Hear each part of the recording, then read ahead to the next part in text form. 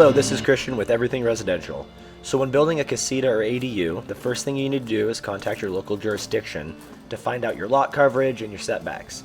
As you can see here, we spray painted the lines of where the building's going to go and the setbacks for the side and rear wall. If you're trying to find out how to look up if you can build a casita, you just have to look up your zoning laws. So let's do it real quick for Gilbert. Look up Gilbert zoning right here, land development code. Click land development code here. Scroll down to residential districts. And then from here, you just look at what your property lies in based on lot coverage or lot, just how big your lot is. From there, let's say you have an SF15. You go down to SF15 right here. And then you have accessory structures. There it is. But in Gilbert, we have the new Casita law. So it does not pertain to us starting next year sometime. Once we know the zoning code, we then get to design, which is the fun stuff. This Casita is going to be a 1-bedroom, full bathroom, kitchen, living room Casita. It's just under 800 square foot. Here is the floor plan if you guys wanted to use it. We submit our blueprints to the city, got our permit, and we can start excavation. As you can see here, this dirt is pretty tough in Arizona. Pretty much all of Arizona has pretty tough dirt, and some parts are caliche. But we excavate all our footings, we then put our form boards in. That way our plumbers know where to put the shower, the kitchen drain pipe, the bathroom, all of that. So then the plumbers come in, they trench all the way across the driveway so they can tap into the clean out. Here's what the connection looks like. They splice in, the clean out's a little to the right, but they splice in right there, which is like a viable point to tap off of. They run it all the way through. This first trench is going to be your washing machine. The second trench is going to be our bathroom. And then the third trench is going to be for the kitchen. All right, we're here with Alec, the owner. Is it Worthen Plumbing, is that right? Yeah, Worthen Plumbing. Worthen Plumbing. He's doing all the underground for us here on the Greenfield Lakes job. So the dirt was pretty tough, huh? Pain in the butt? Took a few years off my life, I think. Yeah, but everything's looking good. Just want to give a shout out to Worthen Plumbing. They're doing a great job so far. What in the world is going on with this thing? Looks like it's burning oil. Oh my gosh, it's Cheech and Chong all over again. Getting this all backfilled. Right here's our water line. We believe it's a water line. You tell me. It's all roads point to Rome. So there's our water meter right there. I surgically opened it up. That looks like a PVC or a 1-inch PEX line. So that's going to be branching off. Boom. So this is the reasoning behind the way it's done. Okay, so we have a 1-inch PVC line. We need to feed a Casita with 3/4 water. This is the best place to attach. So what we did was we took a 1-inch T, a 1 by 3/4 T. We threaded a Schedule 80 nipple onto it with a female PEX adapter. The reason that we chose female and not male is because if you know anything about anything, you can never thread metal into plastic. It will crack the plastic. You thread plastic into metal.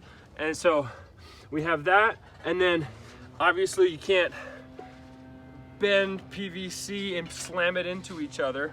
So we use this fitting right here. It's, I don't know the 100% term, I call it a telescopter. Basically, it makes it so that you can cut a section and basically stretch the pipe to make it connect. And so that's the breakdown of the water tile. It's a pipe stretcher. It's a pipe stretcher.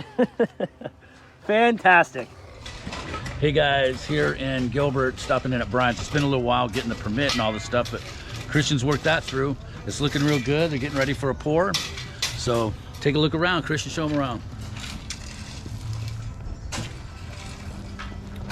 We got the whole crew out today. Let's talk about expectations here. What do you think we can get done today? It's only what, 11 o'clock?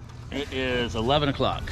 What do you think we can get done today? We can get pretty much all the gravel in and ready for a pour next week.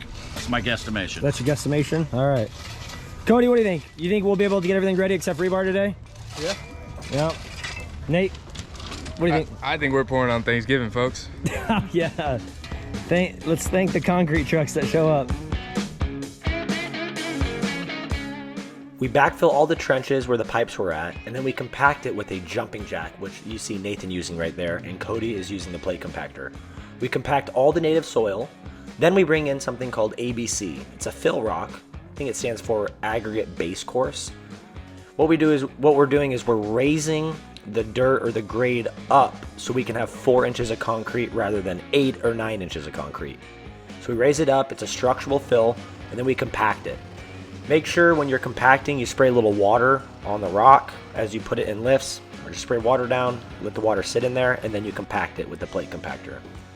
In the front yard we got it all cleaned up and it's ready to go for concrete. And you're like, how does concrete go in there? You'll see in the future. And here's kind of what it looks like for inspection. So this is when we call for an inspection right after we install the rebar. So I'm here at my rebar supplier's place. Check out this thing they're building right here. Look how cool that is. That right there is for a giant pier in the ground for a cell phone tower. But I like using these guys because they just charge me for the weight and they do all the cuts and bends for free. So I just get charged for the weight. As you can see, I just ordered the rebar exactly for the right dimension. And then I bought all the 90s and we just go tie all our 90s in all the way around. Boom, boom. After all the rebar is installed, we install a 6mm plastic vapor barrier on top of where the slab is going. From there, we install all of our forms for screeding, and you'll see that in the video.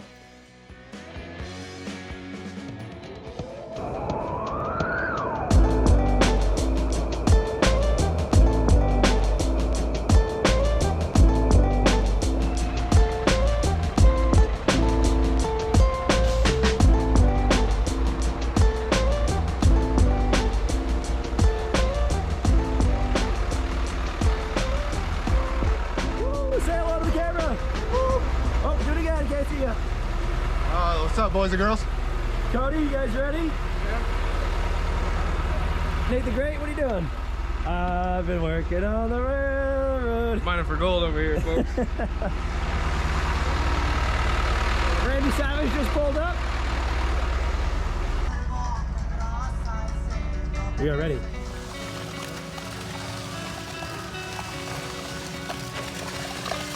He's talented. Okay, so we're having the guy fill up the concrete just above the bottom of the board. Anywhere the bottom of the board is, so it can set up.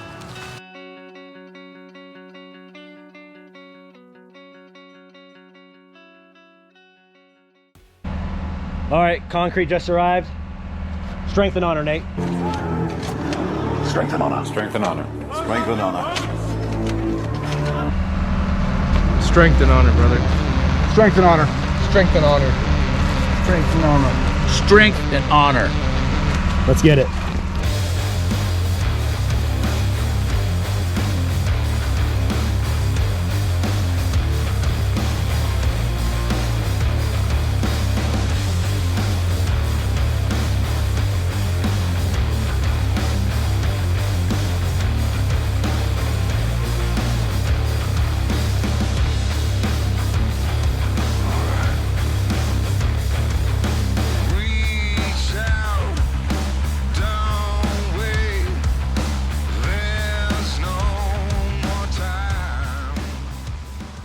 Approximately 10 hours later.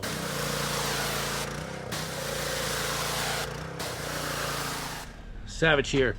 These guys build 5-star, and one of the reasons it's 5 stars because I show up with the power wash and we clean everything. So it's a real good situation for all. Grandma's happy, the kids can't make a mess. Christian doesn't holler at me. We're good to go. Savage out.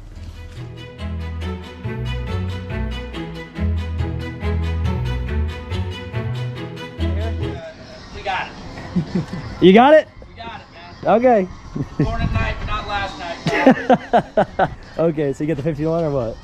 We got our big old 16-incher right here. This is gonna cut the concrete here to prevent any kind of cracking. As you can see here, we had a little bit of a hairline crack, but nothing to be alarmed about. We're just gonna relieve some tension with this cut. What's the 2 things you could promise people about concrete? The 2 things I could promise you about concrete is, number 1, it's always going to crack. So if they tell you it's not, they're lying. And number 2, Ain't nobody ever gonna steal your concrete. Some people like the sound of a chiropractor cracking people's backs, as you can see that on social media. I love the sound of a concrete saw in use after we pour a fresh slab of concrete. It really makes me feel good because I know that we are relieving the tension of this slab.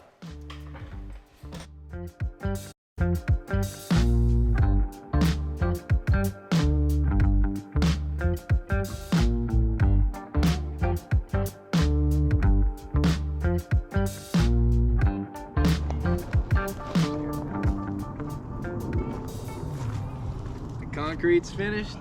Time to go enjoy a cold one. It's a wrap. Savage out.